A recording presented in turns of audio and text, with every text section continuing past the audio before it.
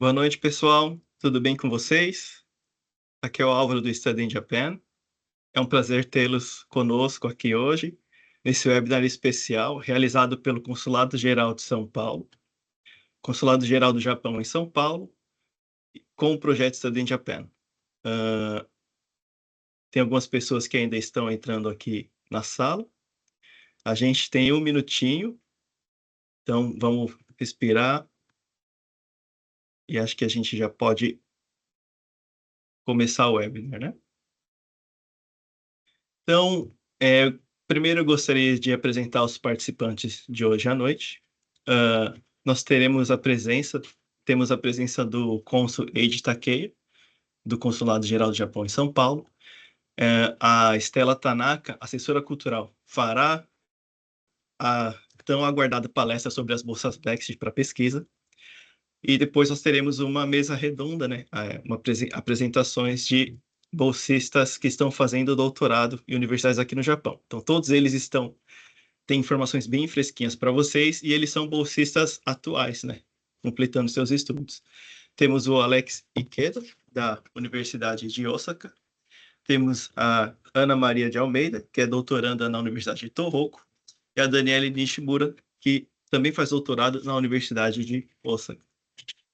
E eu farei uma palestra sobre o Study in Japan com informações gerais. Então, gostaria de pedir as palavras iniciais, as saudações iniciais do cônsul Takei, por gentileza. Boa noite a todos. Meu nome é Eiji Takea, cônsul do Consulado Geral do Japão, responsável pelos assuntos culturais e também bolsa de estudo. E, primeiramente, gostaria muito de agradecer pelo interesse de todos os participantes aqui, né, nesse horário 8 da noite aqui e também 8 de manhã lá no Japão. E a gente, como governo do Japão, queria muito de agradecer pelo interesse, né, séria de vocês de estudar no Japão, né, atravessando essa grande distância entre Brasil e Japão, talvez com muita determinação, que é estudar, conhecer novas culturas e novo sistema de educação lá no Japão. E, primeiramente, gostaria muito de agradecer também essa colaboração, essa nossa parceria de Universidade de Tsukuba, né? Tsukuba grande parceiro nosso, especialmente na América Latina, tem trabalhado mais que 10 anos aqui na América Latina para aproximar essas universidades e também divulgar essas oportunidades de estudar lá no Japão. E também hoje estamos contando com a participação de nossos bolsistas atuais lá no Japão, né? Então, gostaria de que vocês aproveitassem, né, essas experiências vivas desses bolsistas atuais. E, ultimamente, queria um pouquinho de mencionar, né, no fundo, estamos celebrando 130 anos de relação diplomática entre Japão e Brasil. Esse ano de comemoração, né, a gente, como governo do Japão e governo brasileiro, chamamos esse ano de intercâmbio de amizade. E por quê? Porque a relação Brasil-Japão, né, tem sido sempre relação muito baseada na amizade e também baseado no intercâmbio humano, fator humano, desde imigração japonesa para o Brasil e até também de conseguir trabalhadores brasileiros lá no Japão. E mesmo tendo essas distâncias, nossa relação é sempre baseada no fator humano.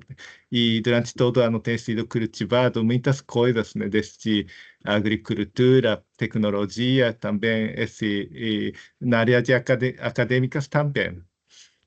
Nosso foco como governo do Japão, né, que é alavancar mais número de estudantes brasileiros para o Japão, porque pensando o número de brasileiros no Japão é muito pouco, né? Esse atual aumento de estudantes estrangeiros lá no Japão, acho que atualmente mais ou menos 350 mil estudantes estrangeiros lá no Japão, mas brasileiros, acho que 800 ou alguma coisa assim, né? Pensando nossa possibilidade, número bem pouco.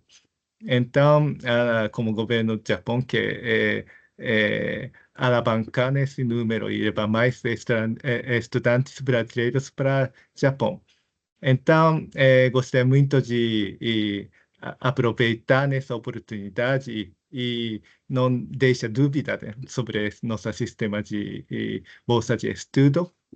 E, também, depois de terminar essa a palestra, o consulado sempre estamos disponíveis para qualquer dúvida e para qualquer sugestão ou essas coisas. Então, já vou passar essa a palavra para a Álvaro-san, para seguir essa palestra. Muito obrigado. Muito obrigado, Consul Takeia, pelas palavras. E, gente, vocês viram como ele fala bem português? Sensacional. Eu queria saber falar de japonês tão bem quanto ele fala português. Então, temos que nos esforçar, né?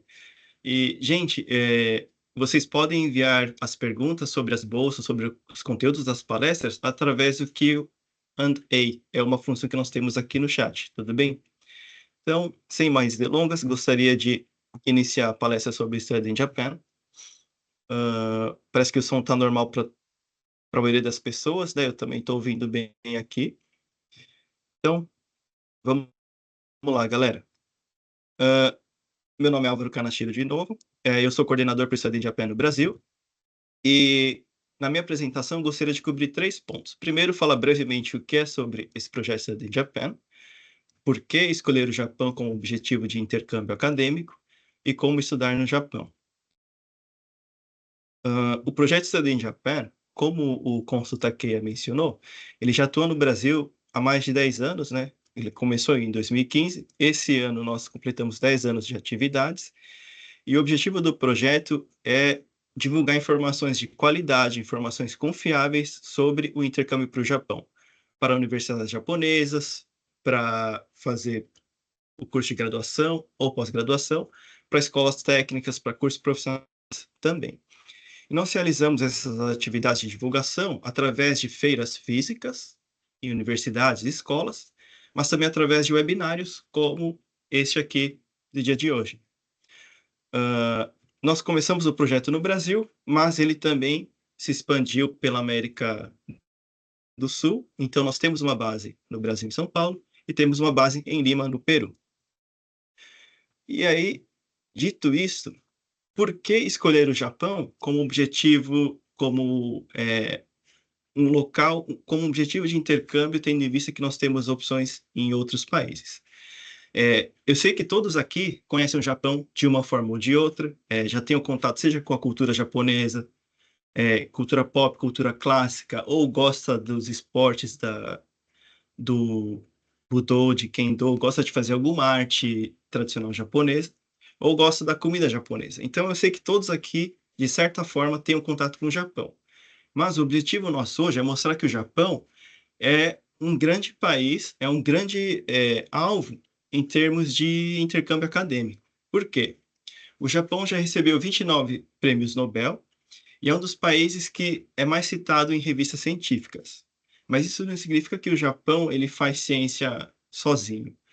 Significa que o Japão está integrado nessa rede mundial de pesquisa com outros pesquisadores do mundo inteiro. E quando vocês fizerem intercâmbio para o Japão, vocês terão acesso a essa rede mundial de pesquisadores, né?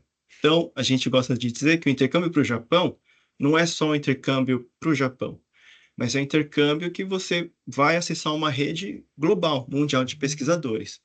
E vocês poderão ser uma ponte entre o Japão e o Brasil. Tudo bem? E em 2019, 5 das 100 melhores universidades eram japonesas. O ranking tem mudado anualmente, mas o Japão consegue manter pelo menos 3 universidades no top 100.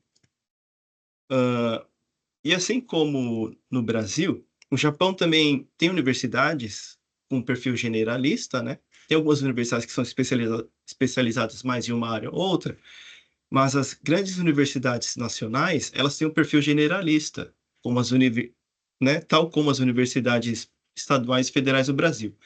Então, nós temos cursos nas áreas de tecnologia e engenharias, nas áreas de ciências naturais, ciências médicas e ciências humanas e artes também. Então, eu tenho certeza que para todos vocês é possível encontrar uma área, um curso que vai se encaixar no seu perfil, no seu objetivo.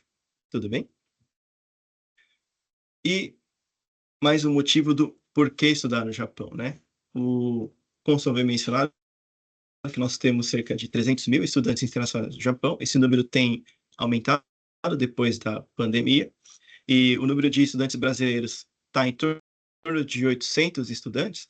Só que eu gostaria que vocês dessem uma olhada nesse dado de que de 2013 para 2023, esse número mais do que duplicou, né? Então, a tendência é que, espero, né? Todos nós esperamos que esse número continue aumentando e esperamos todos vê-los aqui no Japão.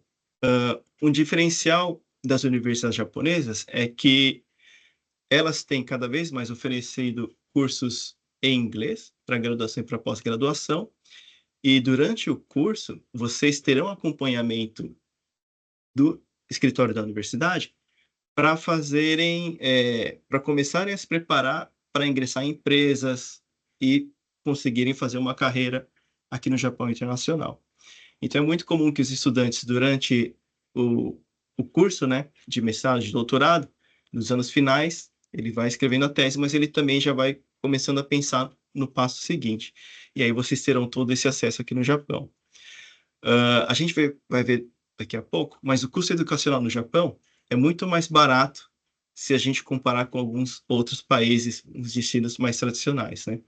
E o Japão oferece bolsas de estudos maravilhosas, e vocês vão ver na palestra seguinte, e também as universidades oferecem descontos na mensalidade. Então, mesmo que o estudante faça o intercâmbio por conta própria, ele consegue se manter no Japão.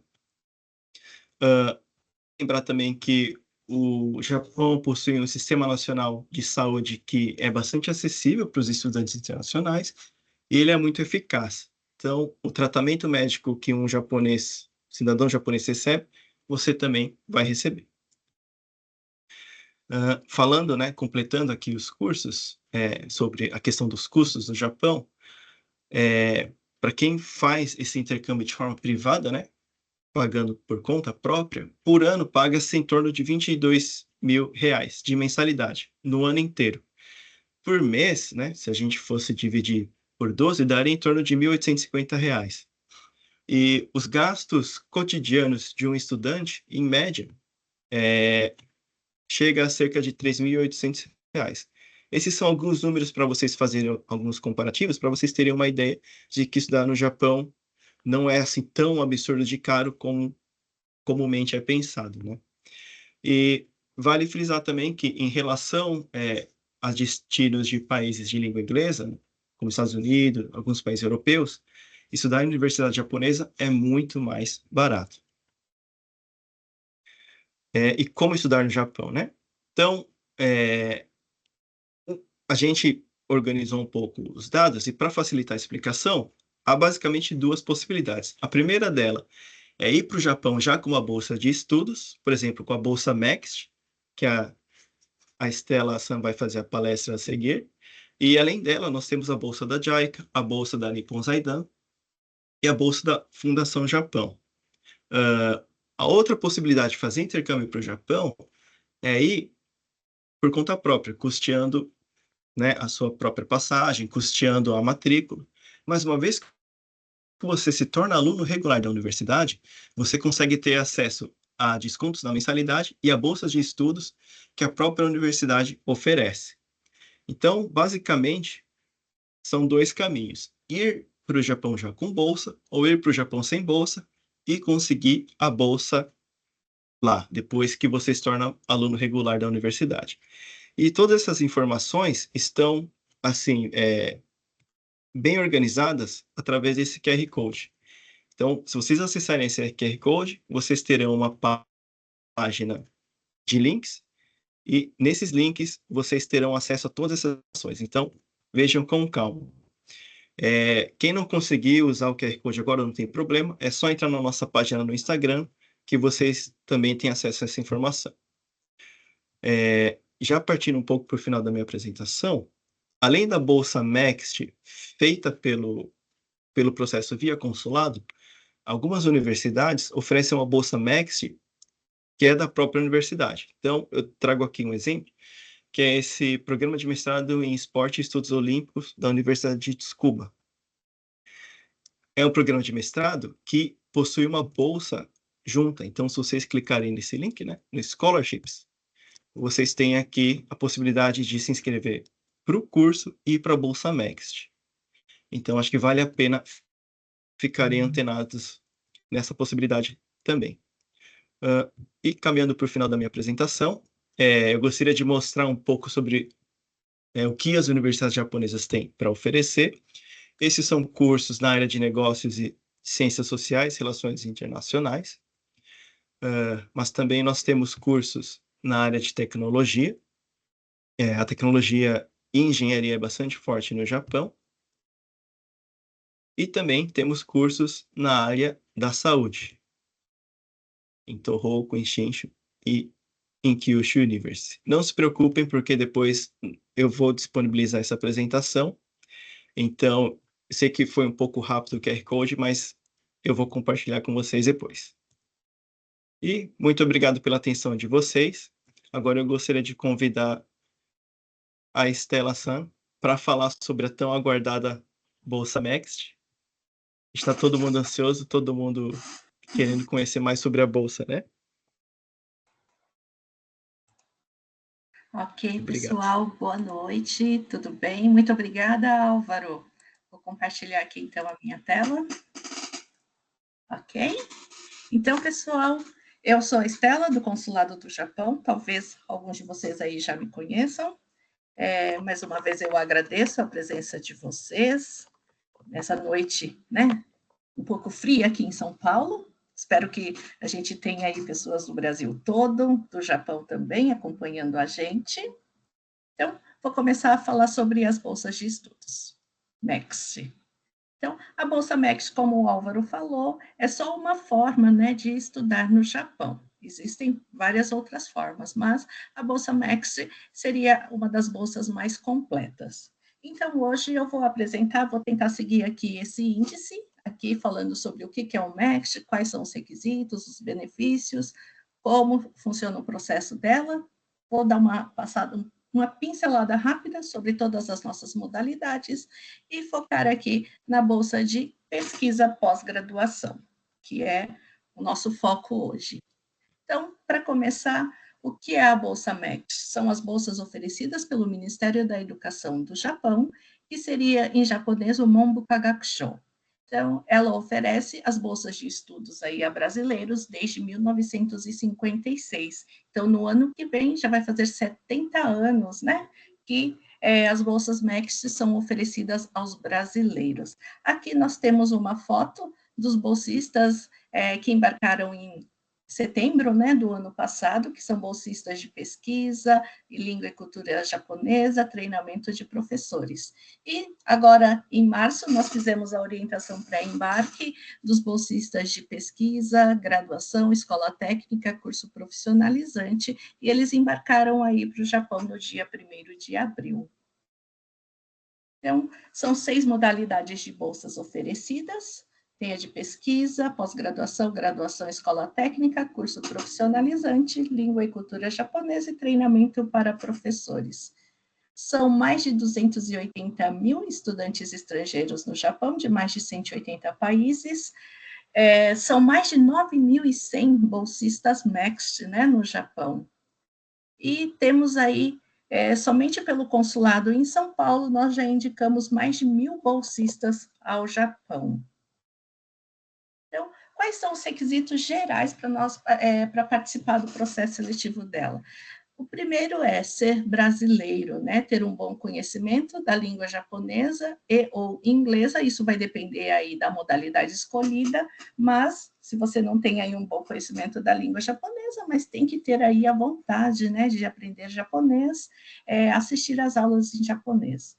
Dependendo bolsa aí tem a quarentena aí de 3 anos para ex-bolsistas MEXT, mas exceto aí para os bolsistas de língua e cultura japonesa.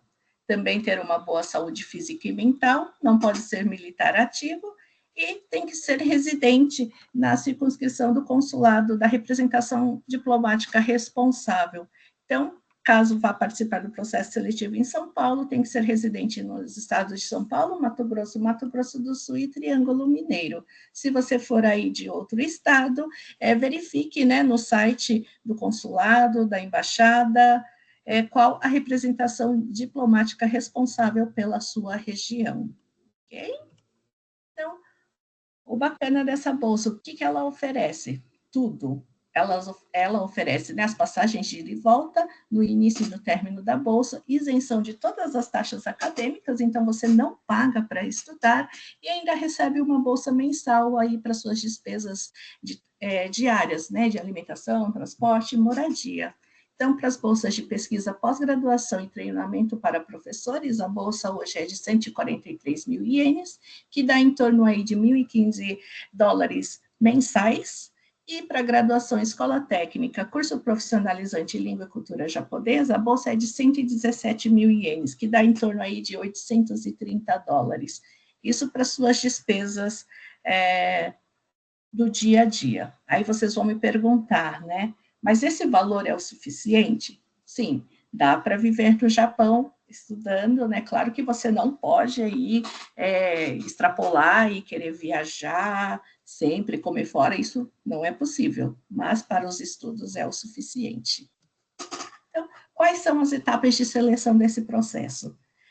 O processo ele é totalmente gratuito, você não paga nenhuma taxa para participar. Então, faz a inscrição, que é totalmente gratuita, nós fazemos a análise de documentos, aos exames escritos, entrevista, e fazemos a indicação ao Japão. Aí, o MEXT lá no Japão vai dar a aprovação final. Então, vamos falar agora aí de todas as 6 modalidades, ok? Então, para graduação em escola técnica e curso profissionalizante, é para candidatos de 17 a 24 anos, em 1º de abril do ano de embarque.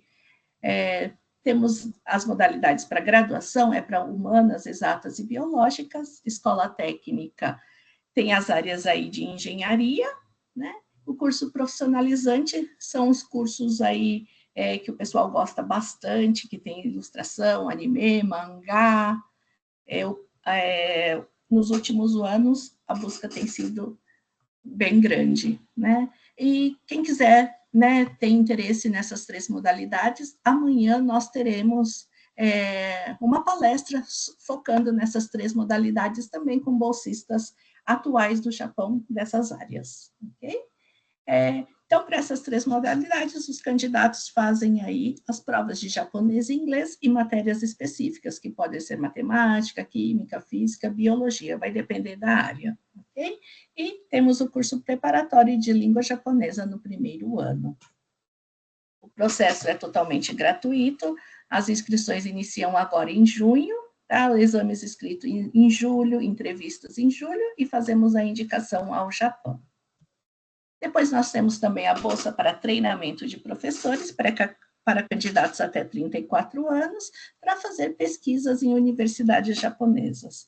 É para professores do ensino fundamental e médio, e vai para as universidades japonesas estudar, e depois do retorno tem que aplicar, né, o que você estudou lá no Japão. Essa bolsa aí é de 1 ano e 6 meses, e os candidatos fazem as provas de língua japonesa e inglesa.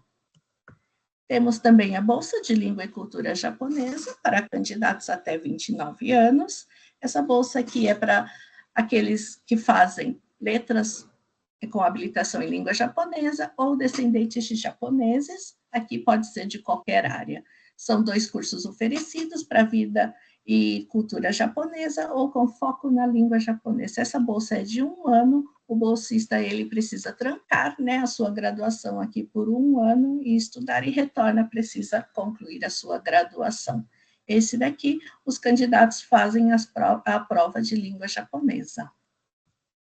E o processo, nós acabamos de realizar ele, aconteceu agora no mês de janeiro e fevereiro. Então, e essa bolsa aqui, o bolsista ele embarca em setembro ou outubro. Okay? Então, sem mais delongas, vamos falar aqui sobre a bolsa de pesquisa pós-graduação, ok? Que é uma bolsa para aqueles que querem fazer um mestrado, um doutorado no Japão. Então, você tem a oportunidade de realizar uma pesquisa nas universidades japonesas e a sua pesquisa tem que ser relacionada, ou no mínimo correlacionada à sua área de formação, tá? E o candidato que entre em contato com as universidades japonesas para conseguir essa carta de aceitação, né? Então, tem que ter aí o objetivo, né, de fazer um mestrado ou um doutorado. Então, quais são os requisitos delas? Ter até 34 anos, em 1º de abril do ano de embarque. O processo seletivo agora realizamos esse ano, mas o embarque é só no ano que vem, né? Então, agora, o processo será para aqueles que nasceram após 2 de abril de 91. E tem que concluir o ensino superior, a graduação, até junho de 2026. Ser brasileiro, caso tenha dupla nacionalidade, japonesa e brasileira, é preciso abrir mão da nacionalidade japonesa. E ter um bom conhecimento da língua japonesa ou inglesa. Ok? Qual a duração dessa bolsa? Há 2 períodos de embarque, que pode ser em abril ou outubro, ela pode ser de 2 anos ou 1 ano e meio. E após a aprovação, né, no mestrado, o ingresso no mestrado ou doutorado, você tem aí uma prorrogação de 2 anos para o mestrado e 3 anos para o doutorado. Então, você pode aí ficar até 7 anos com essa bolsa no Japão. E sempre dos primeiros 6 meses é possível fazer um curso de língua japonesa. Okay? É possível fazer essa pesquisa, né, em qualquer área, tanto humanas, exatas e biológicas, né? E só lembrando que bolsistas da área de saúde, né, não podem exercer aí a atividade, né, sem a licença do Ministério da Saúde. Então, sempre vai ter a mediação pelo professor. Okay? E o processo de seleção, a inscrição ela é totalmente gratuita, ela ocorre anualmente no mês de maio. Nós fazemos a análise de documentos, o currículo escolar, tudo isso, né? Então, em primeira mão, divulgo aqui, as inscrições começam no dia 5 de maio e vão até o dia 23 de maio, tá? Então, se preparem aí todos os documentos para participar do processo seletivo. Então, temos também os exames escritos de línguas, que acontece no mês de junho, né? Análise do projeto de pesquisa, entrevista, indicamos ao MEXT, ao Japão. Então, eu coloquei aí um QR Code que tem o modelo, né, de exames de anos anteriores. Acho que as últimas provas que nós temos aí é do ano de 2019, mas para vocês terem uma noção, vocês conseguem aí verificar. As provas são de japonês e inglês, as provas têm um total de valem 100 pontos, tá? A prova de inglês tem duração de 1 hora, 60 minutos, e a de língua japonesa 100 minutos. Então, 1 hora e 20, ok? Não, 1 hora e 40, né? Desculpe. E aí o candidato precisa depois, sendo aprovado na entrevista, conseguir as cartas de aceitação. Então, vocês vão entrar em contato com as universidades japonesas para conseguir essa carta. E o resultado final vem somente em janeiro. Então, o processo ele é um pouquinho longo, né? Mas garanto que vale a pena, tá bom? Um outro ponto muito importante aqui é o projeto de pesquisa. Então, aqui, leiam com bastante atenção, tá? O edital que está no site. Em breve, já na próxima semana, vamos ter uma alteração no site, a atualização do edital para o processo desse ano, tá? O projeto de pesquisa ele tem que ser em língua portuguesa, em até 6 páginas, papel A4. Lá no nosso site tem toda a formatação dele necessária, tá? Então, é o título, resumo, uma introdução, conteúdo, qual o seu objetivo, a justificativa, como você vai fazer essa pesquisa e a referência bibliográfica. Uma dica é ter um objetivo bem definido, né? O porquê fazer essa pesquisa no Japão, o que vai agregar ao Japão, ao Brasil. Essa pesquisa tem que ser realizada mesmo no Japão, né? O que vai trazer isso ao Brasil também, eu acho que é um ponto relevante. E também verificar as referências bibliográficas, né? Às vezes, você tem que verificar aí se a sua pesquisa, o seu objetivo, vale a pena fazer essa pesquisa no Japão também. E outra dica é utilizar referências bibliográficas japonesas também, né? Se você colocar aí no seu projeto de pesquisa referências bibliográficas somente de outros países, eu acho que você estaria um pouquinho fora aí, tá? Então, dá uma atençãozinha especial a esse ponto também. Então, sendo aprovado na entrevista, o consulado emite um certificado, um atestado de aprovação na primeira fase, né? Então, o candidato ele tem que entrar em contato com as universidades japonesas. Nós temos uma lista que é divulgada somente aos candidatos aprovados na entrevista para entrar em contato aí com as universidades japonesas. Então, há um prazo para entrar em contato e conseguir essas cartas. Cada candidato pode obter aí até 2 cartas de aceitação, né? E é importante aí pesquisar com antecedência as universidades japonesas que você tem interesse e quais são as bibliografias, né? Eu coloquei aí alguns nomes que vocês são sites aí que vocês podem utilizar, né, para fazer pesquisas, né, de professores, universidades, para encontrar um professor aí, ok?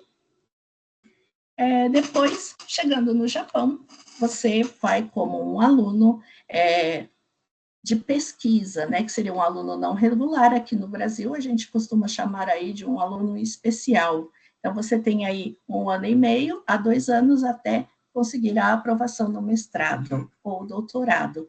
Então, esse processo aí para admissão para o mestrado ou doutorado ocorre dentro da própria universidade e a bolsa pode ser prorrogada após a avaliação do MEXT, tá?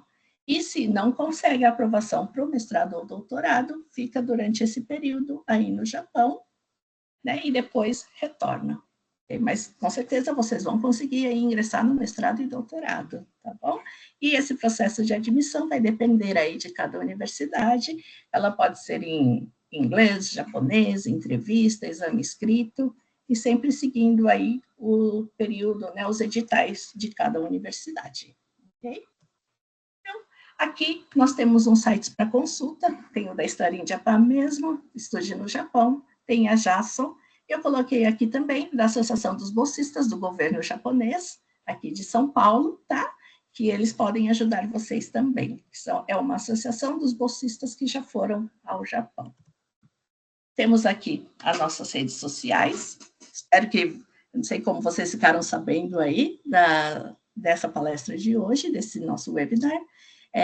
Temos o Instagram do consulado, sigam o nosso Instagram, sempre que temos palestras, abertura de inscrições, cultura japonesa, informações, todas são divulgadas nas nossas redes sociais. Então, aguardo vocês lá, ok? E aqui, hoje eu tive que falar bem rapidinho, né, sobre o processo, mas espero encontrar vocês em abril do ano que vem, né, em março, numa foto aqui, igual eu estou, com os nossos novos bolsistas que embarcaram aí no dia 1º de abril. Pessoal, muito obrigada. Qualquer coisa, entre em contato aí com o consulado, nós atendemos presencialmente, através de e-mail, telefone, ok? Será um prazer atendê-los e tirar as dúvidas. E eu aguardo vocês no mês de maio, agora, para as inscrições. Muito obrigada. Muito obrigado, Stella, pela excelente explanação. Eu acho que com essa palestra muitas pessoas já tiveram algumas dúvidas, surgiram muitas outras dúvidas. Nós vamos tentar responder todas no final. E agora gostaria de convidar o Alex Ikeda, da Universidade de Osaka, para fazer a apresentação dele. Tudo bem, Alex?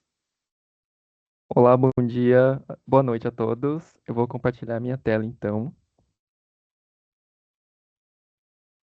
Só um minuto.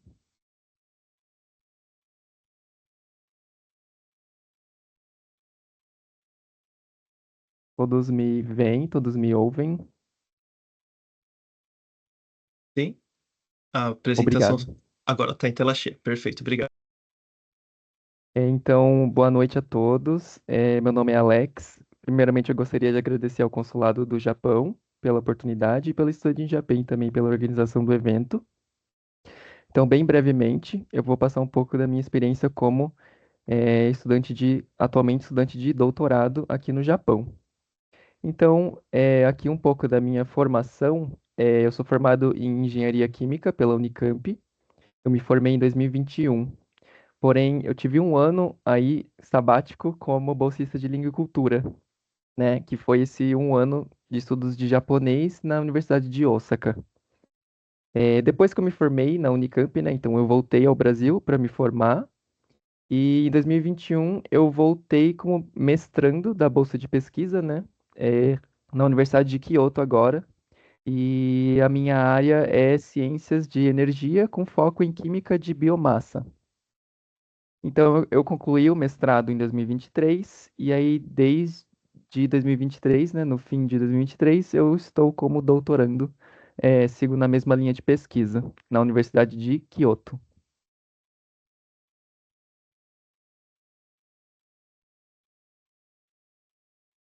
É, é, então, como eu mencionei, eu fui bolsista de língua e cultura. Aqui na foto da esquerda é o dia da cerimônia de formatura do programa de língua e cultura. E aqui à direita eu tenho uma foto do dia da colação de grau do mestrado. É, o programa de língua e cultura foi muito, eu digo assim, que ajudou muito na minha pesquisa, na minha atuação como bolsista de pesquisa hoje, porque hoje eu consigo desenvolver a pesquisa tanto em japonês como em inglês, né? Graças às aulas de japonês que eu tive lá nesse período. Então eu tenho acesso a mais professores. Se eu quiser fazer uma aula que é ofertada só em japonês, eu consigo. Então, eu acho que saber o japonês também abre muitas portas, não só em termos do dia a dia, mas também de pesquisa também, né? No meu caso, embora assim, os documentos oficiais, as dissertações, os artigos, embora sejam feitos em inglês, né? Até por uma questão de alcance, o japonês no dia a dia, até nas discussões acadêmicas mesmo, acaba sendo muito útil também. Então, aqui à esquerda eu tenho, falando assim de alguns prêmios acadêmicos agora, aqui à esquerda eu tenho um prêmio que eu recebi de melhor apresentação de mestrado, quando eu defendi a minha dissertação, e aqui à direita um prêmio do mais recente, né, do ano passado, de uma apresentação de congresso também, né? Aqui eu queria frisar que o Japão ele tem essa cultura muito forte de incentivar os jovens pesquisadores, né? Então, tem muitos congressos, muitos eventos acadêmicos, muitas oportunidades, e eles sempre dão esse encorajamento de dar prêmios, né, para os alunos que se destacam ali. Mas também eu acho que quando é um aluno, um intercambista que é reconhecido, né, eu acho ainda mais interessante porque aí a gente, né, significa que houve uma cooperação internacional, né, houve uma colaboração, né, entre eu, que sou estrangeiro, e os meus pares do grupo de pesquisa, né, que aí são japoneses e estrangeiros também. Então, eu acho isso muito interessante de mencionar. Claro que a vida aqui no Japão não pode ser só pesquisa, né? Eu entendo que, né, não é saudável também você ficar só pesquisando, não sair do quarto, né? Até porque a pesquisa em si é algo muito solitário. Então, o Japão, nesse sentido, ele é muito acolhedor, porque tem muita coisa bonita para se ver, tem as 4 estações, tem muitas paisagens. Eu, que estou em Kyoto, ainda eu sou, acho que até um pouco mais privilegiado, né? Então, o turismo, a gastronomia, é tudo bem acessível também, e eu acho que é uma forma interessante de, né, tirar um tempo, assim, de descanso, né, tirar um pouco, espairecer a cabeça, né, quando você está muito focado na pesquisa. E aí, hobbies, né, eu tenho um hobby de caligrafia japonesa, Shodo. é muito interessante também na parte de socialização, né? Conhecer, falar com os nativos fora do ambiente acadêmico, isso é muito interessante também. E também aprender, né, japonês, aprender um pouco mais da cultura, de artes, que são experiências que talvez fora daqui seria mais difícil de se obter, né? Aqui brevemente sobre alguns custos, o Álvaro já falou um pouco, então eu calculei na minha universidade de Kyoto, né, que é uma universidade federal, vamos dizer assim, é, então para os 2 anos de mestrado seriam mais ou menos R$ 45.000, né? E para os mestrado mais doutorado, que são 5 anos, mais ou menos 108 mil. E aí, aqui à direita, tem um pouco dos meus gastos pessoais. Então, aqui em Kyoto, a bolsa, no caso, é 148 mil, porque tem um adicional, né? E os meus gastos pessoais ficam entre 110 e 140 mil, ou seja, sobra um pouco ainda, considerando que eu tenho gastos com academia e os meus hobbies, né? Então, eu acho sim que dá para viver confortavelmente, desde que você saiba se planejar. E por último, a Bolsa MECT me deu a oportunidade, né, de experienciar o que que é fazer ciência, né? O que que é ser um cientista, aprender com cientistas renomados, né, aqui do Japão. E eu sou muito grato pela oportunidade. Eu passei um pouquinho do tempo, mas espero que tenha dado para dar uma ideia de como foi a minha experiência aqui. Muito obrigado a todos e então eu vou encerrar a apresentação agora. Muito obrigado. Muito obrigado, Alex. E desculpa pela gafe. E agradeço a correção. Você é doutorando na Universidade de Kyoto e não de Osaka, como eu Aham, havia mencionado. Desculpa. tudo bem, imagina. Agora, obrigado. Agora a gente segue com a palestra da Ana Maria, que é da Universidade de Tohoku. Dessa vez eu acho que acertei. Tá certo, sim. Vou compartilhar aqui a apresentação. Tudo bem? Eu vou colocar em tela cheia. Foi, tudo bem? Certinho? Sim, perfeito. Ok, obrigada. Então, bom dia e boa noite, pessoal. Meu nome é Ana Maria Almeida, simplesmente Almeida, né? Então, Almeida. E eu estou no 2º ano do doutorado na Universidade de Tohoku. Eu também queria agradecer ao consulado pelo convite, né, para poder compartilhar minha experiência e também a Estúdio de Japan por organizar um evento. Então, eu vou começar com a minha apresentação. Não estou conseguindo, peraí. Vou ver.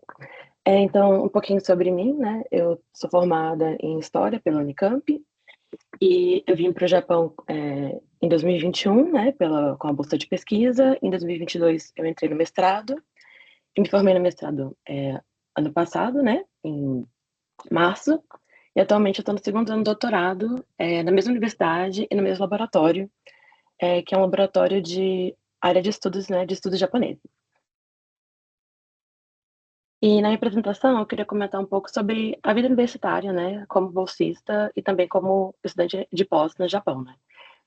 A foto que vocês veem, onde eu estou meio que abaixada, né, é no dia, né, que teve a cerimônia, né, quando você entra no mestrado ou entra no doutorado, quando a graduação, né, tem a cerimônia, que você se tornou oficialmente um aluno daquela universidade.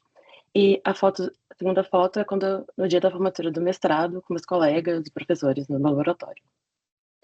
Só que, obviamente, né, não é uma coisa que realmente, assim, passa e simplesmente vai de um diretamente para o outro, né? No meio disso, tem várias experiências e aprendizados que você ganha nesse processo. E, primeiro, eu queria falar um pouco sobre o tempo como estudante de pesquisa, né? Isso não acontece com todo mundo. Algumas pessoas, às vezes, entram direto no mestrado, outras pessoas ficam mais tempo. No meu laboratório, normalmente, os alunos ficam pelo menos 1 ano como estudante de pesquisa. Quando eu cheguei, ainda estava na pandemia, né? Por isso está todo mundo de máscara nas fotos. E eu acho esse tempo muito importante, porque ajuda você a se adaptar, né? À vida que você vai ter, esse novo ambiente, conhecer novas pessoas. E você, às vezes, não tem tanta pressão, porque você... depende do laboratório, né? Mas muitas vezes, se você vai para uma aula, você ainda é ouvinte. Mas eu considero um tempo, assim, bastante valioso para você tanto desenvolver suas ideias de pesquisa, né? Construir um diálogo com o seu orientador, com as pessoas do seu laboratório, mas também para você começar a criar, né, as suas raízes, digamos assim, né? Conhecer pessoas, conhecer a cidade que você mora, entre outras coisas. E aí, né, você finalmente entra no mestrado, cada faculdade, cada laboratório tem um processo específico, né, para você entrar no mestrado. No meu caso, teve uma prova escrita, uma entrevista, né? Então, o período de pesquisa também foi muito importante para preparar para essa prova. E essa experiência, assim, foi muito boa, né? Sou muito grata por ela. Você, muitas vezes, tem a oportunidade de apresentar a sua pesquisa em congressos. Os laboratórios, muitas vezes, eles oferecem você ter uma mesa que é só sua. E aí você vai criando, né, amizades e também aproveitando os ambientes da universidade, né? Então, tem uma foto tanto da minha carteira, né, no laboratório, mas também tem na biblioteca, estudando com uma amiga, alguns colegas do laboratório que a gente saiu para jantar, e os livros, né, que eu tive que olhar, né, para minha pesquisa. E é muito importante, assim, você ter uma rotina de estudos, né? Cada laboratório também tem um modelo. Alguns têm, por exemplo, horários que você tem que chegar no horário tal e sair no horário tal. No meu laboratório, no caso, era um pouco mais livre, então você construía seus horários, eu acabava ficando muito tempo à noite trabalhando. Mas uma coisa que eu sempre penso, assim, nessa diferença, né, é que como aqui o Natal não é um feriado oficialmente, né, então muitas vezes, desde que eu vim para cá no Natal ou na véspera de Natal, eu estava na biblioteca trabalhando, até porque muitos conferências, muitas coisas acontecem entre dezembro e janeiro, mas é uma parte também que ainda assim não diminui a experiência, né, faz bastante valer a pena. E outra coisa que eu acho muito importante, né, e que eu acho importante, mas também, assim, sou muito grata por, é a oportunidade de você construir relações interpessoais com pessoas do mundo inteiro. E eu também acho uma coisa muito importante, né, para você começar a ter um bom desenvolvimento, tanto do espaço que você trabalha, né, que são seus colegas, mas também para você fazer amizades e tal. Então, por exemplo, aqui a gente tem um costume de fazer eventos, né, tanto Hanami, né, evento por cerejeira, faz churrasco no verão, no final do ano, né, faz uma festa. Então, eu acho uma coisa bastante importante e muito legal também nessa experiência. E por último, né, como o Alex falou, né, nem tudo é só pesquisa. E aqui no Japão você tem a oportunidade de fazer vários tipos de lazeres assim bem diferentes, né? E que nem ele falou, pelas como é que fala? Estações do ano, né? No caso, todas as minhas fotos estão no verão praticamente, né? Acho que porque aqui eu tô colocando um pouco mais frio, mas que é uma coisa assim muito legal e acrescenta bastante a sua experiência, né? E eu também sou muito grata por poder ter essa oportunidade. E é isso, muito obrigada pela atenção de vocês. E eu vou encerrar agora a apresentação. Muito obrigado, Ana Maria, pela apresentação bastante interessante. E agora eu gostaria de convidar a Daniele, da Universidade de Osaka, para fazer a apresentação. Olá a todos. Eu vou compartilhar aqui a minha tela, então.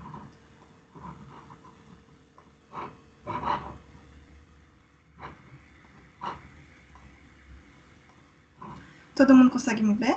Consegue ver a tela? Sim, perfeito. Ok. Então, bom dia a todos no Brasil, né? Bom dia a todos aqui no Japão e boa noite aí no Brasil. Meu nome é Daniele, eu sou bolsista MEC de doutorado e atualmente eu estou fazendo a pós-graduação em odontologia na Universidade de Osaka, né? Eu faço um departamento de radiologia oral e maxilofacial. Então, só para falar um pouquinho de mim, né? Eu sou dentista, eu fui formada pela Universidade de São Paulo, a USP, e eu me formei em 2017. Aí, assim que eu terminei a minha graduação, eu resolvi fazer um mestrado, também na USP, né, no departamento de radiologia. E eu gostei muito, né, da área acadêmica e eu resolvi entrar e fazer o doutorado. E eu descobri por meio de amigos o MEXT, né? Aí eu resolvi tentar e eu consegui passar, né, de ter toda a documentação, fiz entrevista, fiz o projeto, né, e eu consegui passar. Então, em outubro de 2021, eu comecei oficialmente como estudante de pesquisa, né, aqui no Japão, em Osaka. Mas no meu caso foram 6 meses, que na verdade quem decidiu isso foi meu professor daqui. Então, depende, tem gente que faz 6 meses, 1 ano e meio, mas no meu caso, meu professor decidiu 6 meses. Mas foi muito bom esse tempo de 6 meses, que deu para me adaptar, né? Também porque eu vim na época da pandemia, então foi muito difícil, né? Eu tive que ficar em quarentena, né? Tudo mais. Então foi bem tranquilo. Tanto que eu comecei como estudante de pesquisa em outubro, mas eu vim oficialmente para o Japão no final de novembro, né? E também nesse meu tempo que eu fui estudante de pesquisa, eu fiz o exame para entrar no doutorado. E no meu caso, na minha faculdade, foi uma entrevista. Eles também pedem uma prova para você comprovar que você tem a língua japonesa em inglês, né? Mas no meu caso já tinha, então eles só pediram para mim a entrevista. A entrevista foi em inglês ou em japonês, foi meio que misturado, E foi basicamente só perguntando por que eu escolhi essa faculdade, esse departamento, e por qual motivo, né? Se eu já conhecia e tudo mais. Aí eu consegui passar nessa entrevista e oficialmente em abril de 2022 eu entrei para o doutorado, né? E se tudo der certo, né, eu termino ano que vem, em março de 2026. Então, para falar um pouquinho da minha experiência no meu departamento, né? Então, como a Estela falou, o doutorado em odontologia e medicina são 4 anos. Então, é um caso especial, né? Por quê? Porque no Japão não existe mestrado, né? Apenas doutorado. Então, por isso que o tempo total são 4 anos. No meu caso, no meu departamento, eu sou obrigada a ficar de segunda a sexta, das 9 da manhã até as 5 da tarde. Mas claro que isso é muito subjetivo, né? Porque tem dias que eu fico até mais tarde e tem dias que eu posso chegar um pouquinho mais tarde, tudo depende. Mas em geral é das 9 até as 5. Então, do primeiro ao segundo ano, no meu departamento, a gente faz essa clínica, né? Só que, como a Estela falou, a gente não tem a licença, né? Porque, no meu caso, eu me formei em São Paulo, na USP, então eu não tenho a licença japonesa. Então, a gente só pode observar e auxiliar os outros dentistas, né? Então, a gente não pode fazer nada invasivo, né? E também no primeiro e segundo ano, a gente tem que fazer as aulas, que são os créditos obrigatórios, né? Então, eu participei de diversas aulas e palestras. Eu não tive prova, porém, eu tive que fazer muita apresentação de trabalho, né? Mas foi muito bom. Em geral, as aulas foram misturadas em inglês e japonês, mas eles deixavam eu apresentar em inglês. E no terceiro e quarto ano, aí sim, no meu departamento eu comecei a pesquisa de verdade, mas lógico que isso depende muito de cada da faculdade, né, e departamento, mas no meu caso foi no terceiro e quarto ano. Eu continuo fazendo as clínicas, né, e também eu comecei de verdade a fazer as apresentações, principalmente conferências, tanto nacionais como internacionais. Então, por exemplo, eu tenho aqui umas fotos, né, em conferências nacionais aqui no Japão, que eu fui para Niigata, por exemplo, e eu também, ano passado, eu fui para Taiwan, né. Eu fiz uma conferência, era uma conferência de radiologia na Ásia, né. Então, foi uma experiência excelente, assim, para mim, né. E também aqui tem algumas fotos, né, lógico que o departamento é pesquisa, né, é estudo, muito sério, mas a gente faz muita coisa divertida juntos também. E o que eu acho legal é que vem muitos professores também de outros países, ficar com a gente por alguns tempos, né. Então, por exemplo, eu teve professor da Turquia, dos Estados Unidos, né, da Tailândia. A gente até fez uma viagem juntos para a Tailândia, né, então foi muito legal, né, foi uma experiência incrível. E uma outra coisa que também a Ana falou, né, o que eu acho muito legal é a experiência que eu conheci gente do mundo inteiro, literalmente do mundo inteiro, da Europa, da Ásia, né, da América. Então, é muito bom para conhecer a cultura de outros países, né? Então, é muito legal ter esse ter conhecimento e contato, né? Então, para mim, está sendo uma experiência excelente. E eu sou muito agradecida, né? Tanto Max, né, por toda essa experiência que eu estou tendo aqui. Isso, muito obrigada.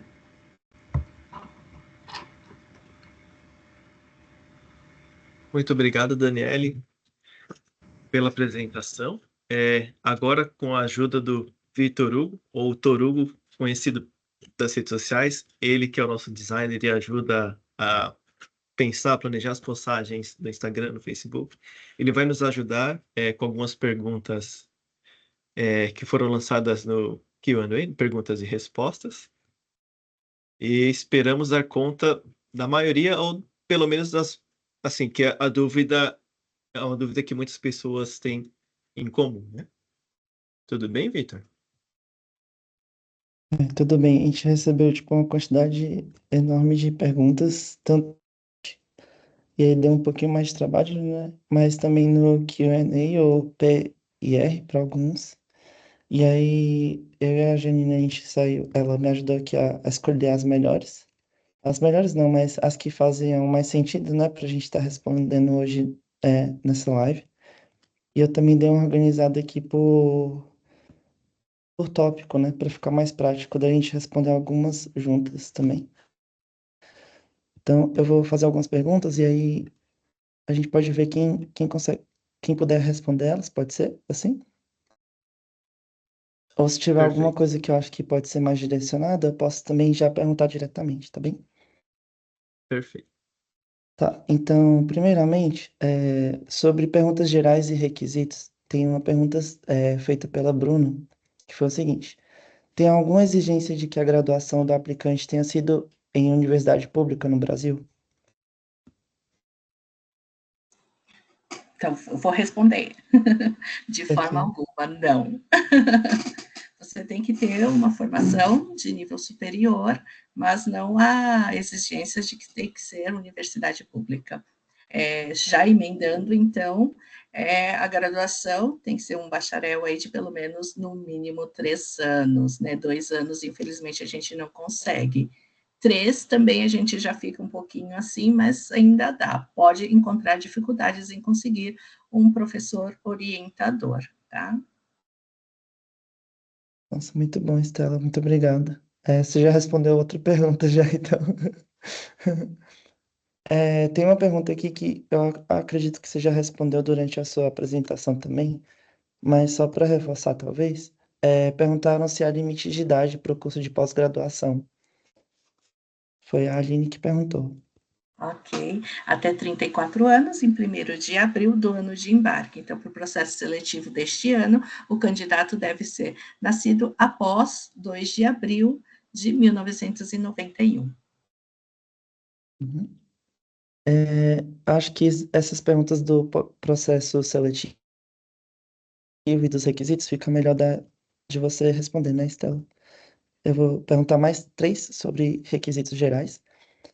Uma delas é: as bolsas oferecidas pelas universidades japonesas são mais para quem fala japonês em nível avançado ou há alguma oferta para quem deseja aprender e aprofundar no japonês? Mas isso aí não seria para bolsa de pós, será? Seria para qualquer bolsa no geral? Não Eu sei, acho que seria para qualquer bolsa em geral, para talvez. qualquer bolsa. É que assim, para bolsa de pesquisa, você consegue fazer muita coisa em inglês. Isso vai depender do que você quer estudar. Agora, para a bolsa vamos supor que se caso seja de pesquisa, pós-graduação, mas da área de humanas, você é de literatura, né? Vai precisar de um conhecimento maior de língua japonesa. Vamos supor que seja para graduação, alguma coisa voltada a humanas, vamos ler para japonês, né? Vai precisar de língua japonesa. Quando é mesmo para graduação, mas seja mais voltado para a área de exatas, né? Com um conhecimento maior de inglês, você pode conseguir. Mas sempre o japonês vai ser um diferencial que você vai levar frente a outros candidatos. Uhum. Os outros apresentadores, se vocês tiverem algum comentário a mais a fazer, também fiquem à vontade, tá bem? Só levantar tipo a mãozinha assim, que aí a gente dá um espaço. Tá, eu queria fazer um comentário a mais sobre o que a Estela falou, que isso também, quando a gente participa do processo seletivo do MEXT, uma fase desse processo é feita pela embaixada e consulados, e a outra parte é feita pelos professores e universidades no Japão. E aí essa parte do Japão é o que vai definir também, ter uma variedade muito grande, né, do que é requisito de língua japonesa e inglesa, né? Então isso também pode afetar, né? Tá, uma outra pergunta é: para essa bolsa, tem que residir em específico em São Paulo? Pois eu sou de Belém e tenho uma base aqui, e tem uma base do consulado. Sim, estou gulosa nas perguntas. Vou responder. Não, não. Cada consulado tem a sua circunscrição para os residentes, né? Então, o consulado em São Paulo atende os residentes dos estados de São Paulo, Mato Grosso do Sul e Triângulo Mineiro. Então, se você é residente em Belém, tem que participar do processo seletivo no consulado de Belém. Quem é do Rio, no Rio de Janeiro, né? Espírito Santo, o restante de Minas Gerais. Okay? Tem vários consulados aí japoneses, representações diplomáticas. Estela, acho que essa sua resposta já, inclusive, responde um participante, eu acho que o nome dele é Estevão. Ele estava falando que o caso dele, ele é de nacionalidade angolana, e aí ele queria saber se teria como aplicar no Brasil. Mas partindo dessa lógica, eu acho que não, né? Não, aí nesse sentido, ele teria que participar do processo seletivo na Angola, tá? Acho que são quase 160 países onde é possível você participar do processo seletivo da Bolsa MEXT, aproximadamente 160 países aí. Então, tem que retornar para o seu país de origem para participar do processo seletivo. Uhum. Muito obrigado. Só Tá, posso eu vou fazer uma coisinha? Desculpa. Uhum. Mesmo o processo seletivo, então, como cada consulado é responsável por uma região, sempre olhem com muita atenção o edital. Cada consulado tem umas divergências, assim, são diferentes o que pede na documentação. Então, o que o consulado em São Paulo pede, tem alguma coisa que às vezes é diferente de Curitiba, do Rio de Janeiro, da embaixada. Então, sempre, se você é de Belém, olhe o edital do consulado em Belém, né? Foque nesse edital e olhe com muita atenção. Okay? Um ponto muito importante.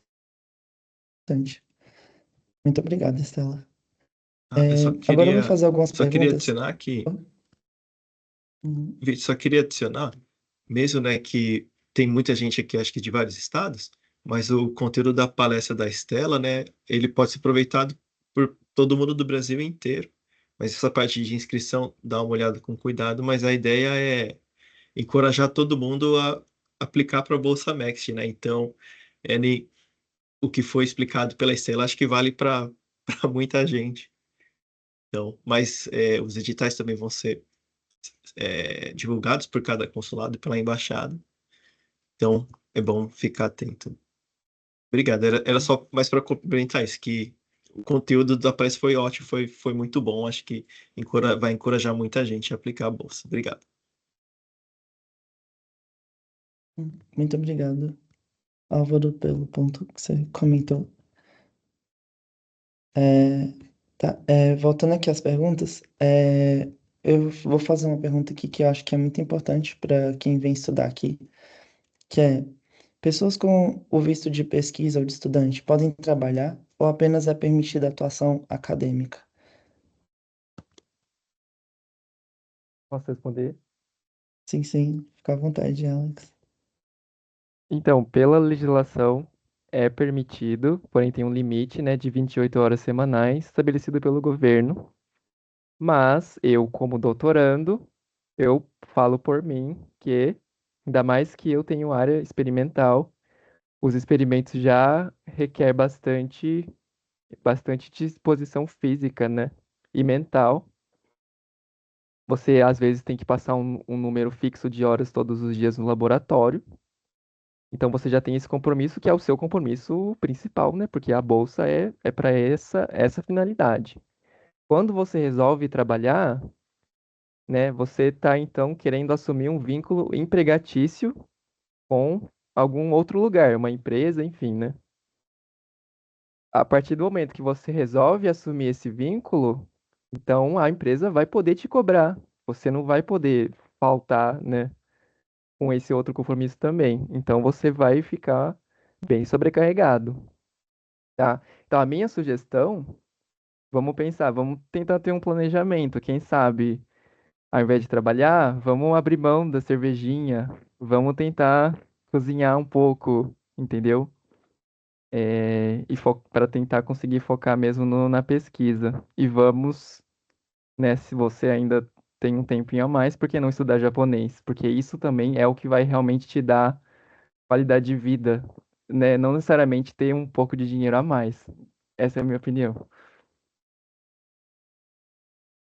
Muito boa resposta, muito obrigado. Eu queria acrescentar uma coisa, que Uhum. também, muitas vezes, dentro da faculdade ou dentro do seu próprio laboratório, existem alguns pequenos bicos, né, que estão disponíveis, o professor te convida, o seu próprio orientador te convida para, às vezes, por exemplo, no meu caso, ajudar a escanear algum documento, orientar algum aluno novo.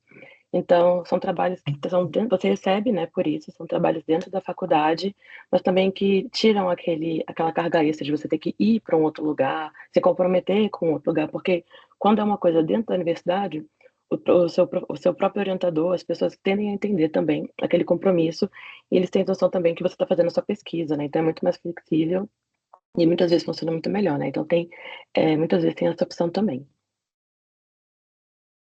Uhum. Eu vou falar um Muito pouco da minha obrigado. experiência também, né?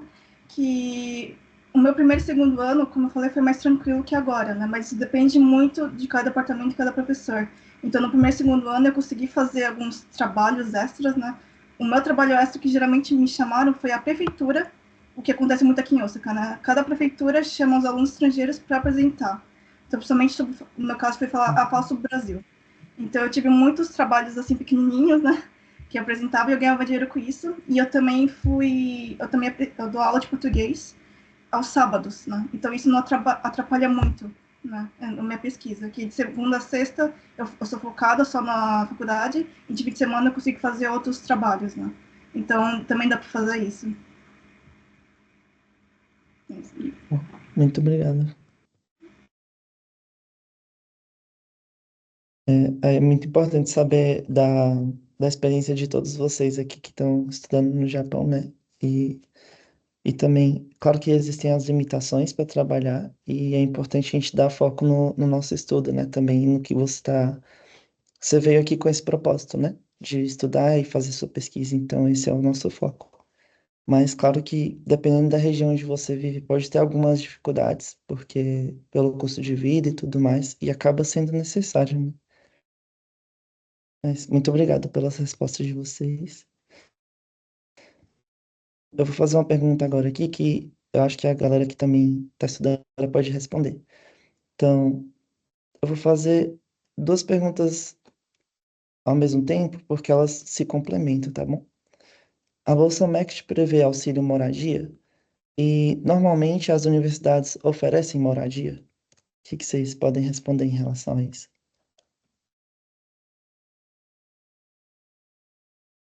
A Bolsa Next em si, o valor é aquele, é fixo, né? 143 mil.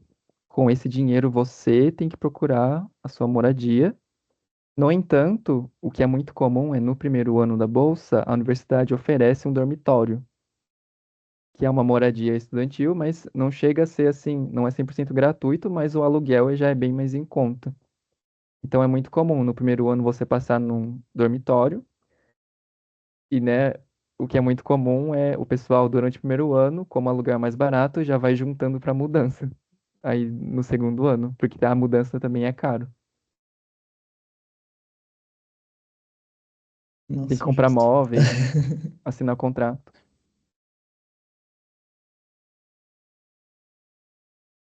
Mas alguém tem algo a acrescentar sobre? Acho que é isso mesmo que o Alex falou, né? Algumas universidades você consegue ficar até 2 anos no dormitório, né? Então, mesmo a política de dormitório varia muito de universidade para universidade, né? Aqui onde eu tô, tem lugares que você consegue ficar 2 anos, tem lugares que você tem alguns dormitórios, né? Então você consegue mudar de um dormitório para o outro, mas boa parte dos estudantes acabam preferindo mudar, né? Particular, né? Para ter a própria casa, ter mais espaço. E a questão de comprar móveis também, né? É caro, mas aqui também tem muita loja de usados. Então, às vezes, você consegue comprar uma máquina de lavar bem mais barato, um quarto do valor, em boa condição, né? Então, tem outras estratégias, por exemplo, lugares que tem muito estudante, tem flea market, né? Então, o pessoal que está indo embora do Japão vende as coisas, né? Então, tem várias maneiras também de você conseguir montar seu apartamento e economizando dentro do valor que você tem disponível. Uhum. Muito bom. Muito obrigado, Ana. É, tá. Agora eu vou fazer algumas perguntas aqui que são relacionadas ao plano de pesquisa. E alguns desses pontos também vale lembrar que a Estela também já comentou na apresentação dela. É importante reforçar que cada consulado tem o seu próprio digital, né? Alguns detalhes de do consulado de São Paulo podem estar diferentes do consulado da embaixada, por exemplo, em Brasília. Então, confiram com cuidado, né? O edital da região onde você vai aplicar. Mas umas perguntas que fizeram aqui são, por exemplo, o projeto de pesquisa deve ser escrito em inglês e ele vai separado do formulário de Field of Study e Research Plan. Posso responder essa? Então, tem um Muito presente legal. para quem vai participar do processo seletivo em São Paulo. Hoje mesmo eu estava conversando com o cônsul. O projeto de pesquisa em São Paulo, ele deve ser apresentado em até 6 páginas, que eu falei. No edital hoje que foi referente ao processo seletivo do ano passado, a gente pedia em português e em inglês, com tradução para o inglês ou japonês. Então, os candidatos vão no processo seletivo desse ano somente em português e o Field of Study em inglês. Então, já vai mudar muita coisa aí, vai ajudar muita gente, eu acredito. Super notícia. Uau, que presentão.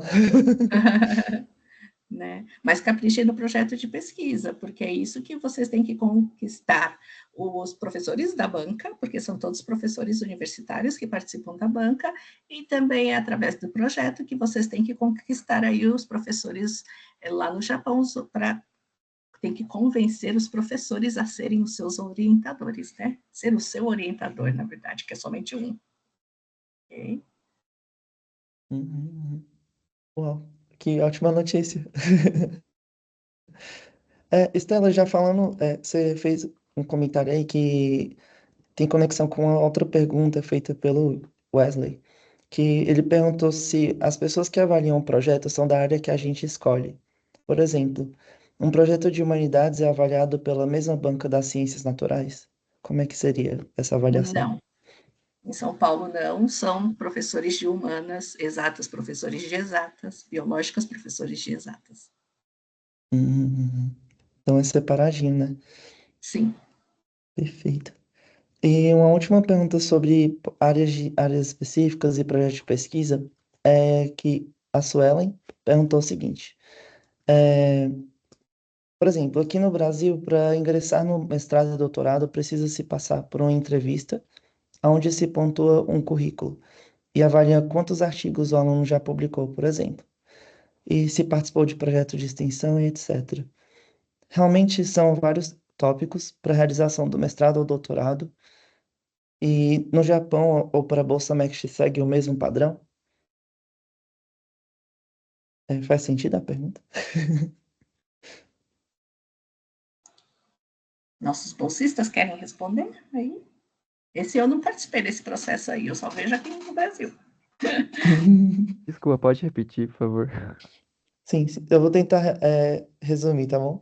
É que ela disse que no Brasil, para você ingressar no mestrado e doutorado, normalmente existe uma avaliação do currículo e um dos pontos é, tipo, verificar quantos artigos a pessoa já publicou, por exemplo.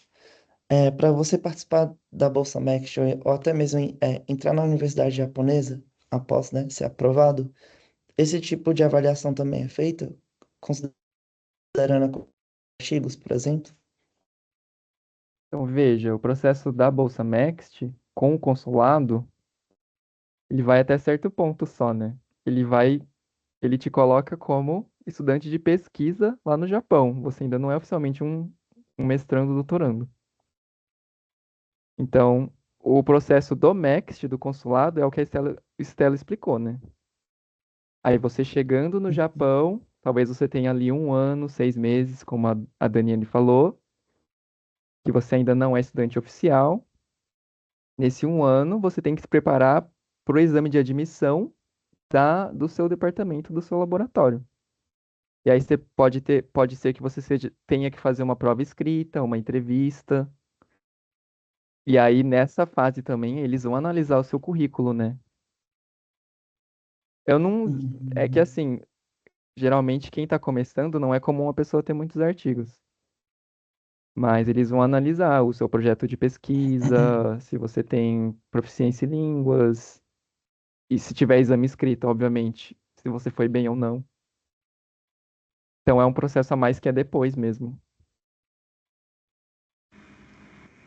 Eu gostaria de adicionar que, no caso do meu processo pelo MEXT, eles olharam se eu tinha artigos publicados, né? Isso contou um plus, né? Algo a mais. Porém, no processo da faculdade, eles não veem isso. Né? No processo da faculdade, o que eles focaram mais foi o projeto, né? Projeto, qual foi o motivo de você querer estudar lá, né?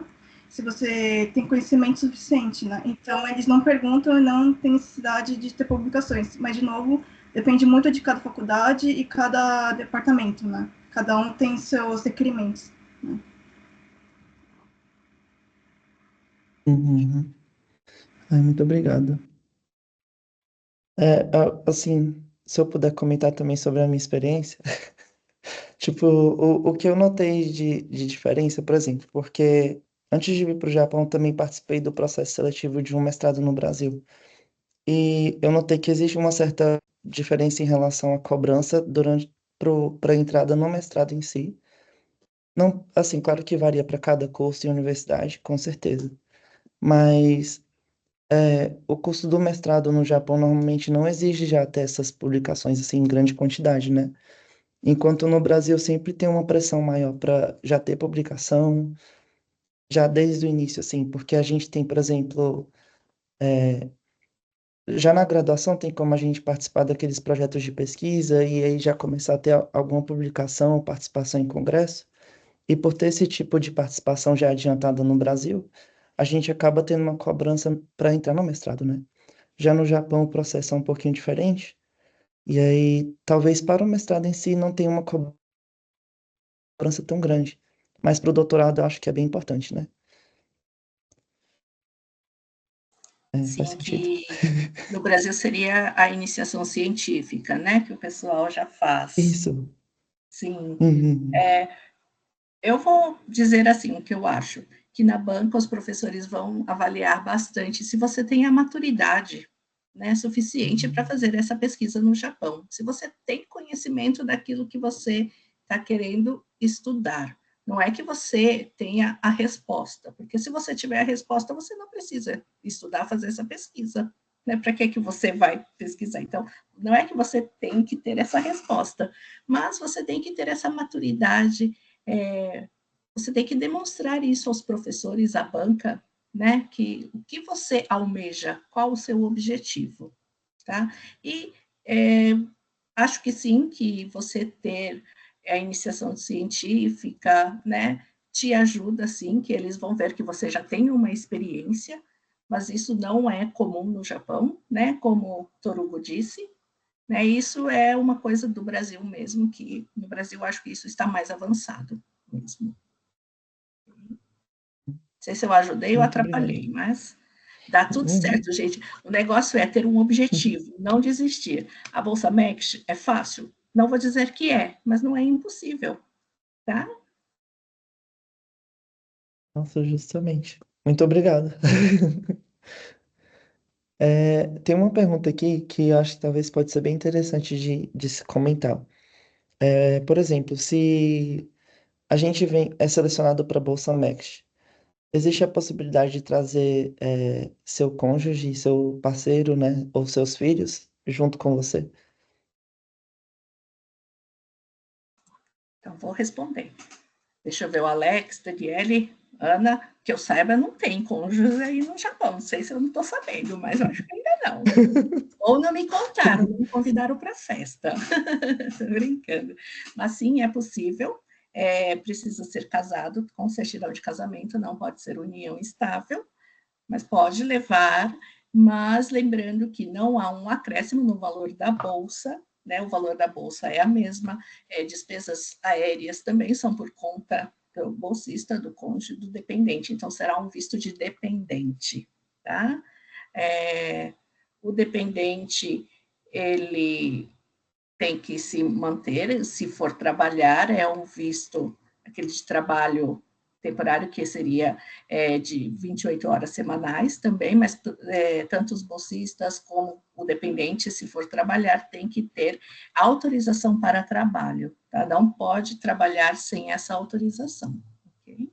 Mas é possível levar sim, eu tenho bolsistas que às vezes casam, né? Estavam namorando antes, depois se casaram, aí chamam o cônjuge, ou às vezes casa e vai, né?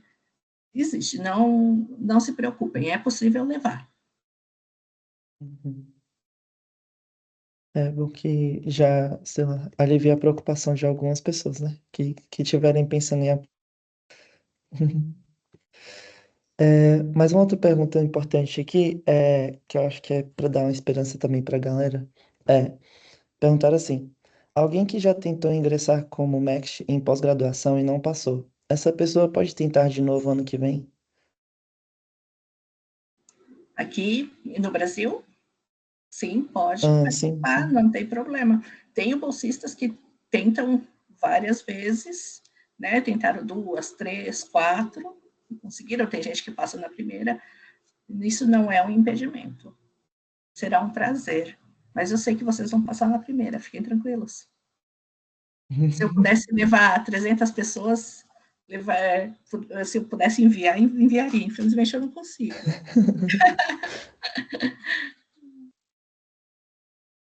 Ana, Eu fica à queria vontade. acrescentar que eu passei na segunda vez que eu tentei, né? Então eu não passei de primeira vez. Então eu sou Uhum. exemplo vivo disso, que é possível. O importante é não desistir, né? E refletir, né? Se você não passou uma vez, por que que você não passou? O que que pode ter interferido? Foi seu processo, né? Refletir sobre essa experiência e aprimorar para tentar uma segunda vez. Mas dá para prestar mais de uma vez, sim. Uhum. Nossa, muito bom. Alex, você quer comentar alguma coisa? Ou Daniel?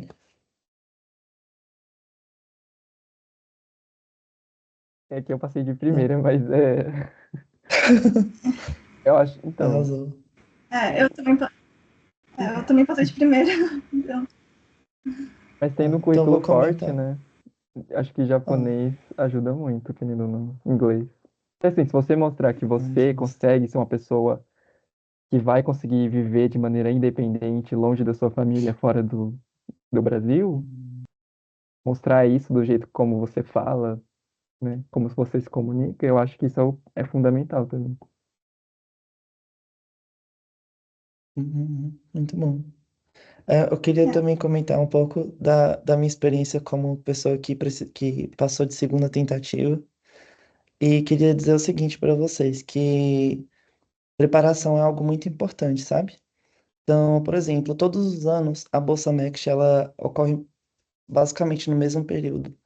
Assim, pode ter algumas variações de dias ou talvez assim um mês antes e tal, mas tem como você se preparar de antemão.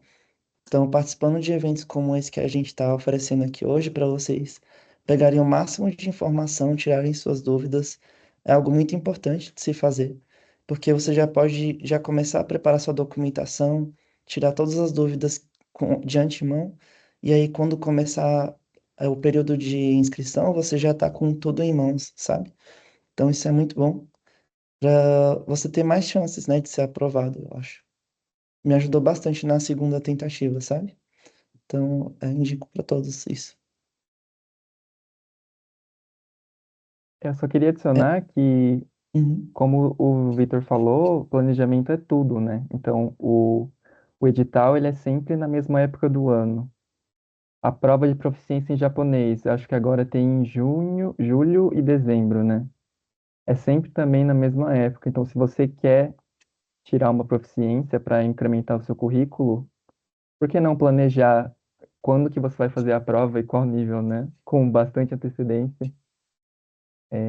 Eu acho que é primordial mesmo.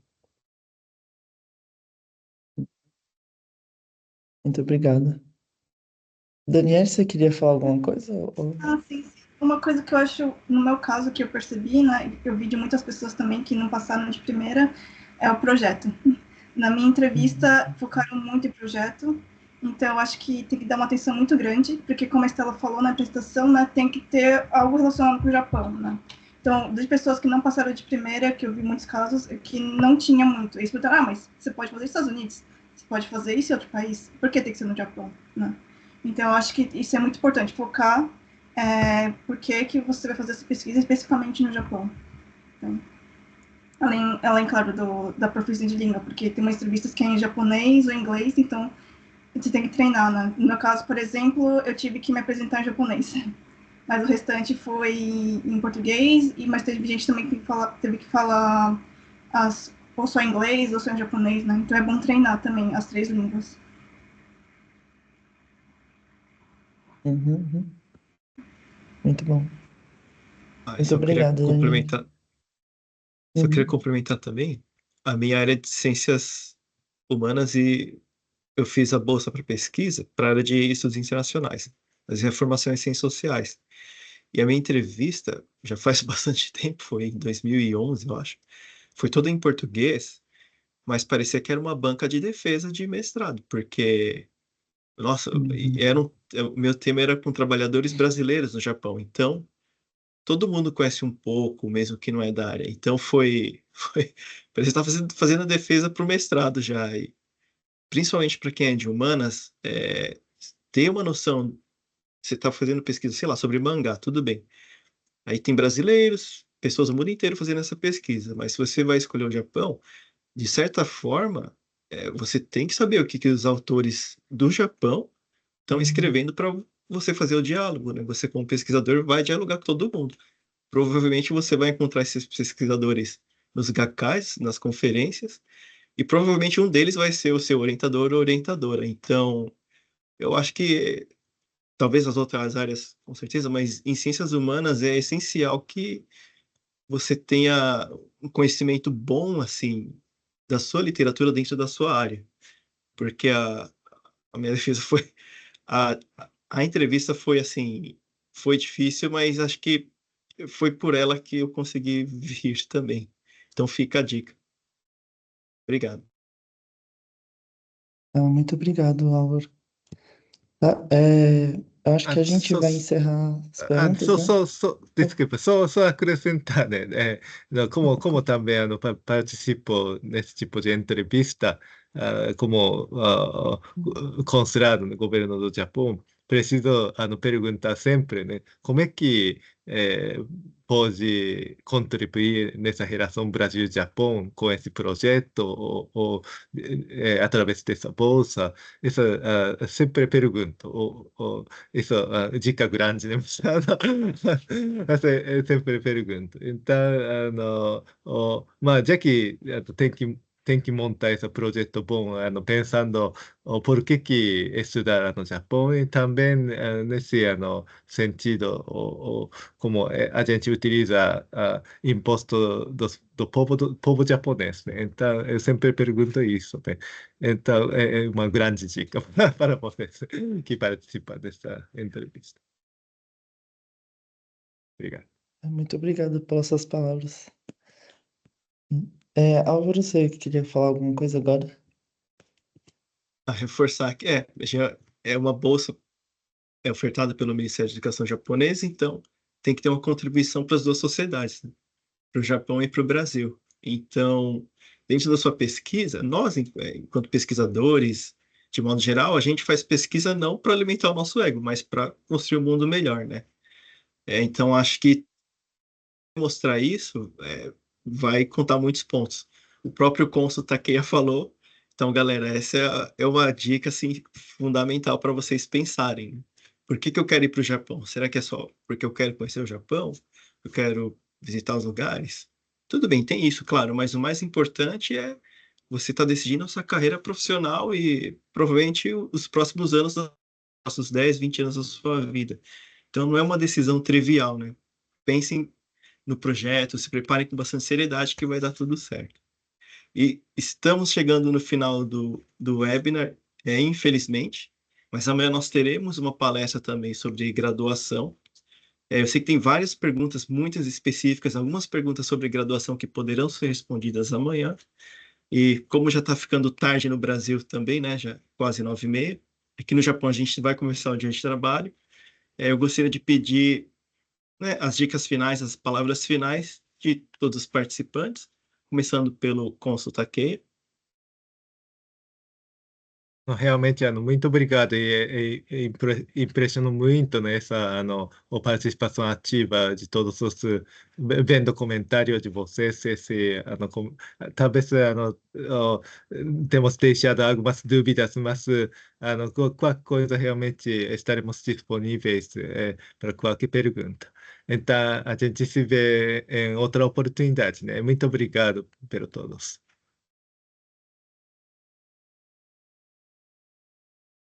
Stella? Ok. Pessoal, muitíssimo obrigada pela presença de todos. Espero que gente tenha conseguido aí esclarecer algumas dúvidas. Muitas dúvidas devem ter ficado aí para trás, mas eu vi alguém perguntando ali em qual idioma são feitas as perguntas, né, na entrevista. Elas podem ocorrer, então, em português, japonês, inglês, mas fiquem tranquilos, o japonês, para a bolsa de pesquisa, ela não é tão exigida, mas, assim, recomendável sempre ter um conhecimento aí básico, ok? Como eu disse anteriormente, qualquer dúvida, entre em contato com o consulado, será um prazer atendê-los, esclarecer todas as dúvidas, tá bom? É só me mandar um e-mail. Então, cgjcultural5@sp.mofa, que é o mofa.go.jp, tá bom? Sim, teremos uma palestra na Poli no dia 29, alguém perguntou aí. Estarei na Poli novamente com o Kunso Takeya. Nos encontramos lá. Muito obrigada, pessoal, e não desistam, viu? Mantenham um objetivo aí, que é possível conseguir essa bolsa sim, e vale muito a pena. Temos aí os exemplos disso. Obrigada, gente. Obrigado, Stella. E agora os nossos doutorandos, começando pelo Alex. Bom, gostaria de desejar boa sorte a todos que forem tentar.